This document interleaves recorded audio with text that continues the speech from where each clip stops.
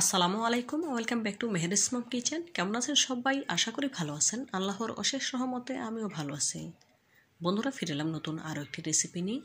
আজ আপনাদের তৈরি করে দেখাবো বুট ডালের হালুয়া বা বরফি রেসিপি। আশা করি রেসিপিটা আপনাদের অনেক বেশি ভালো লাগবে। তো বন্ধুরা, না টেনে সম্পূর্ণ ভিডিও জুড়ে সাথে থাকার অনুরোধ রইল। চলুন মূল প্রিপারেশনে যাওয়া যাক। হালুয়া তৈরি করার জন্য এখানে 250 গ্রাম বুট ডাল নিয়েছি। দেখে বুঝতে পারছেন। এখন এই ডালগুলোকে খুব ভালোভাবে পানিতে ধুয়ে ভিজিয়ে রাখবো সারা রাত্রের জন্য। ডালগুলো কয়েকবার পানি পাল্টে ভিজিয়ে রেখে দিলাম। ফিরছি পরদিন সকালবেলা ফিরে এলাম। ডালগুলো ফুলে ডাবল হয়ে গিয়েছে, দেখেই বুঝতে পারছেন। এখন এই ডালগুলোকে সিদ্ধ করে নিতে হবে।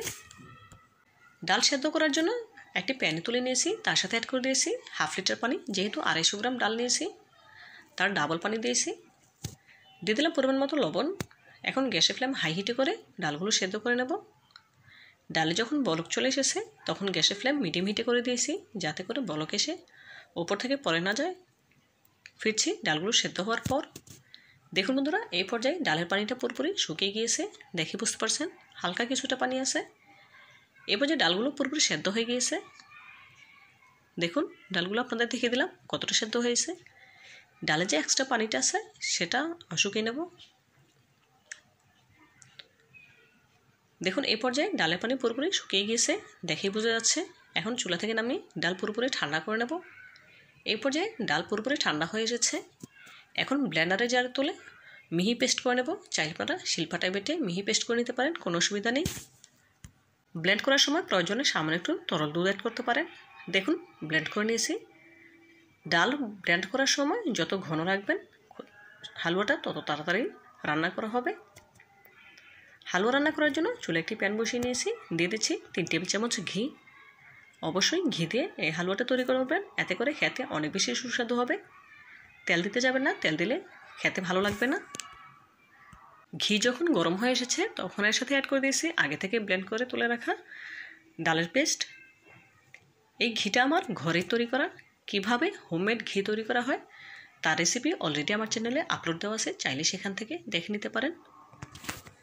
গ্যাসের ফ্লেম মিডিয়াম হিটে রেখে অনবরত নেড়েচেড়ে ডালের পেস্ট ঘিয়ের সাথে ভেজে নিতে হবে, এতে করে হালুয়াটা খেতে অনেক বেশি সুস্বাদু হবে। নাড়া কোনোভাবেই বন্ধ করা যাবে না, এতে করে প্যানের তলায় লেগে যেতে পারে। তো বন্ধুরা, যারা আমার ভিডিওটি ইউটিউব চ্যানেল থেকে দেখছেন প্লিজ ভিডিওটিতে লাইক দিয়ে চ্যানেলটি সাবস্ক্রাইব করে পাশে থাকা অল অপশনে ক্লিক করে দেবেন। এবং যারা ফেসবুক পেজ থেকে দেখছেন তারা ভিডিওটিতে লাইক দিয়ে পেজটিতে ফলো দিয়ে দেবেন, এতে করে আমি যখন কোনো নতুন রেসিপি আপলোড করবো সবার আগে আপনার কাছে পৌঁছে যাবে। এই কাজটি যারা অলরেডি করে নিয়েছেন আপনাদেরকে জানাই অসংখ্য ধন্যবাদ। প্রায় 5 মিনিটের মতো ডালের মিশ্রণটা ঘিয়ের সাথে নেড়েচেড়ে ভেজে নিয়েছি। এই পর্যায়ে অনেকটা ঘন হয়ে এসেছে। এখন এর সাথে অ্যাড করে দিচ্ছি 3/4 কাপ চিনি। এখন নেড়েচেড়ে চিনিটা পুরোপুরি গালিয়ে নিতে হবে। চিনিটা যখন পুরোপুরি গলে যাবে তখন মিশ্রণটা কিছুটা পাতলা হয়ে আসবে। ভয়ের কোনো কারণ নেই, অনবরত নেড়েচেড়ে মিশ্রণটা ঘন করে নিতে হবে। কোনোভাবেই নাড়া বন্ধ করা যাবে না। এভাবে করে অনবরত নাড়তে থাকবো যতক্ষণ না পর্যন্ত মিশ্রণটা পুরোপুরি ঘন হয়ে আসছে, ততক্ষণ পর্যন্ত।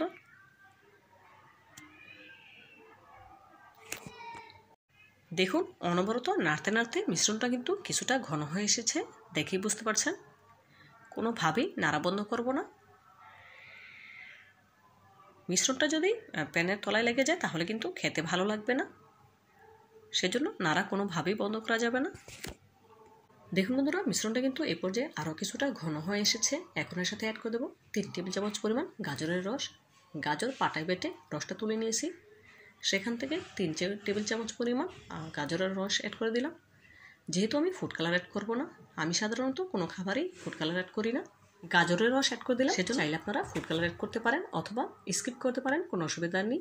ফুড কালার কিন্তু কোনো স্বাদ আনে না, জাস্ট দেখা সৌন্দর্যের জন্য গাজরের রসটা অ্যাড করে দিলাম। এখন নেড়েচেড়ে আবারও পুরোপুরি ঘন করে নিয়েছি। এখন এর সাথে অ্যাড করে দেবো 1/2 কাপ গুঁড়া দুধ। বোটের হালুয়া তৈরি করতে অবশ্যই গুঁড়া দুধ অ্যাড করবেন, এতে করে খেতে অনেক বেশি সুস্বাদু হবে। নেড়েচেড়ে বোটের মিশ্রণের সাথে গুঁড়া দুধ মিশিয়ে নিচ্ছি, দেখেই বুঝতে পারছেন। এখানে আমি পরে আরও 2 টেবিল চামচ ঘি অ্যাড করে দিয়েছিলাম। দেখুন এই পর্যায়ে মিশ্রণটা অনেকটাই ঘন হয়ে গিয়েছে। এখন এর সাথে অ্যাড করে দেবো 1 চিমটি পরিমাণ এলাচ পাউডার ফ্লেভারের জন্য। নেড়ে মিশিয়ে নিচ্ছি। এলাচ পাউডার দেওয়ার পর হাতে ধরে 1 থেকে 1.5 মিনিট জাল করে নেব। এলাচ পাউডার সব শেষে দেওয়ার চেষ্টা করবেন, এতে করে খুবই সুন্দর ফ্লেভার আসবে। দেখুন বন্ধুরা, এই পর্যায়ে হালুয়া বা বরফির মিশ্রণটা কিন্তু পুরোপুরি রেডি হয়ে গিয়েছে। এখন গ্যাসের ফ্লেম অফ করে দিয়ে চুলা থেকে নামিয়ে একটি সার্ভিং ডিশে ট্রান্সফার করে নেব।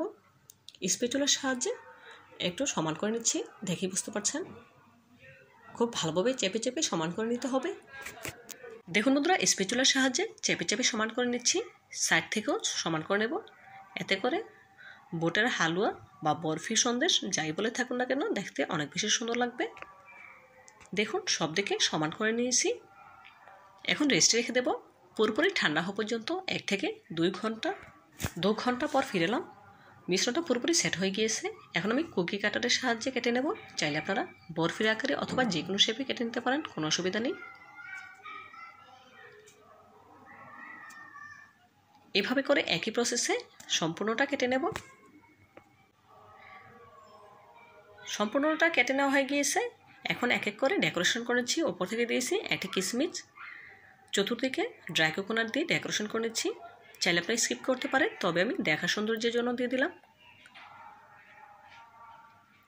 এভাবে করে একই প্রসেসে সবগুলো ডেকোরেশন করে নেব। বোটের হালুয়া বা বরফি সন্দেশের ফাইনাল লুকটা দেখুন, মাশাআল্লাহ, দেখতে কতটা সুন্দর এবং লোভনীয় লাগছে। দেখতে যতটাই সুন্দর হয়েছে, খেতে ততটাই সুস্বাদু। আপনারা একবার হলেও বাসায় এভাবে ট্রাই করবেন এবং খেয়ে আমাকে কমেন্ট করে জানাবেন কেমন হয়েছে।